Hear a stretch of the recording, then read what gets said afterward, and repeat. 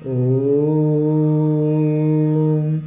ध्यानमन्त्र Vande वाञ्छितकामार्थे चन्द्रार्धकुतशेखरां सिंहरूढा Ashtabhuja Kushmanda यशस्विनीम्